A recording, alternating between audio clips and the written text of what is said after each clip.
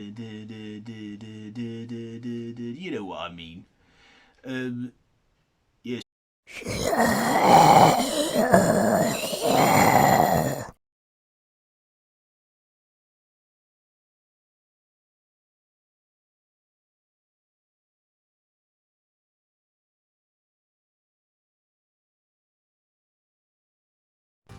Why, hello there, YouTube, and welcome to Zombie Weekend. So it's the penultimate day, and for that one, I'm reviewing 28 Weeks Later.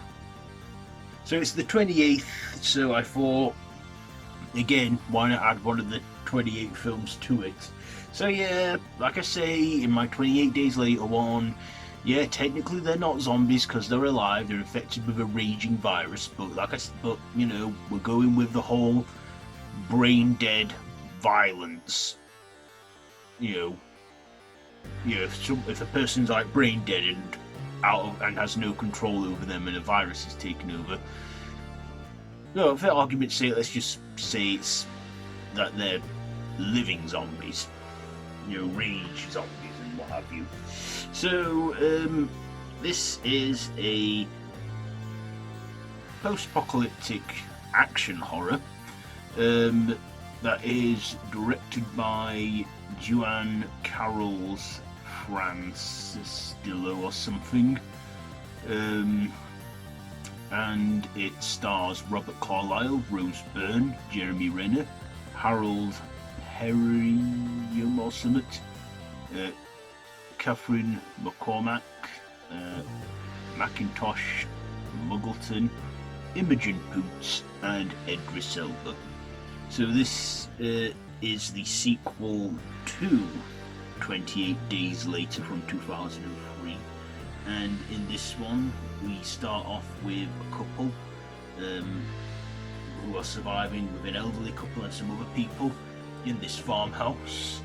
And then the infected catch up with them, and then it's brutal slaughter, and Robert Carlyle's character Don escapes, you know, and then we get a whole like opening sequence saying what happened to the infected. Like 28 days later, it's, you know, the infected started to die down, and then he just went on saying, you know, 15 weeks later, infected died of starvation. Then it just says 28 weeks later, and that's when construction begins. So the US Army come in, you know, Brits that managed to get away from the chaos, you know, out of the country, return home, where the US Army are reconstructing, you know, housing people, you know, basically cleaning up after the whole damage of the outbreak has been done. And of course, Robert Carlyle's kids, two of them, played by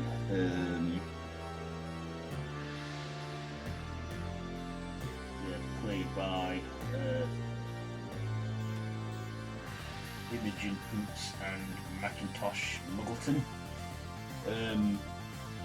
You know, return home and find their father, Don, played by Robert Carlyle, and he breaks it to them that their mother died, you know, and that there was no hope of saving her.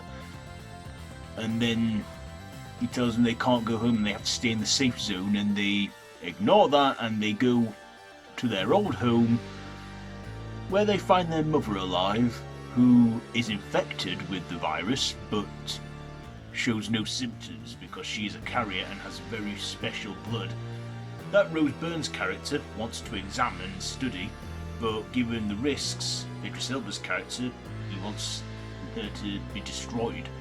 Once, you know, Don knows of this, his wife's alive, he goes in and sees her and kisses her, unaware of this, and, you know, the virus can be transmitted through not just a bite or a scratch or blood transfer, but saliva as well. So he gets infected, and then all hell breaks loose, and the infected rise once again.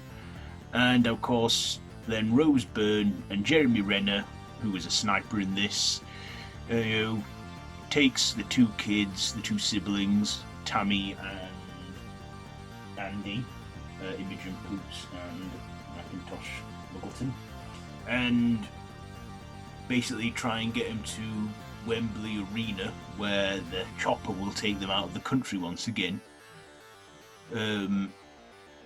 But of course, all is doomed when the infected get through the Channel Tunnel and we get to France.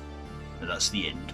I'm sure I'm not giving anything away. This film is like 15 years old now, so yeah, enough with the plot. What did I like about this? Well, I liked that this was a sequel to 28 Days Later, and it carried on like 28 weeks.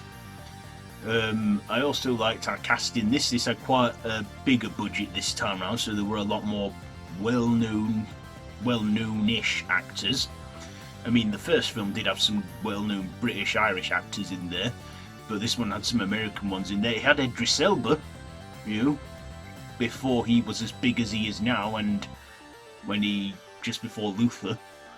And we got Rose Byrne in there, Australian actress, and we got Jeremy Renner before the Avengers, and we even got a young Imogen Poots before her career took off as well. So I like the cast we got in this. I also liked that that you see them reconstructing and trying to get over the infection. I also like the opening to this film, and the suspense and the entertainment still played that music, that you know what I mean. So I liked that. Of course, some of my negatives were how preventable the whole second outbreak was. Like, why the hell wasn't there security monitoring, Don's wife? Because, he had access all areas because he ran the building, because he found a military camp, and, he ended up operating the building that everyone was taking refuge in. I'm just thinking, and he just wanders in, unaware of his wife, that she might be carrying something. That was a dumb move. So there were a few dumb things in there, but of course, if it didn't happen, we wouldn't have the brutalness of the film. I also thought that the bit where he gets infected and kills his wife, that scene is brutal. Especially when he drives his thumbs into her eyes, killing her. Just like in the first one when Cillian Murphy did that, I'm like, geez, that is a brutal way to go. Of course, I think the kid got infected as well, his son, but he was like his mother, symptomless, so he too, I believe, would have been a carrier. But it was nicely timed. It didn't go on for too long. It was literally 99 minutes, I believe. This is on Disney Plus as well, at least in the UK. I don't know if it is anywhere else in the world.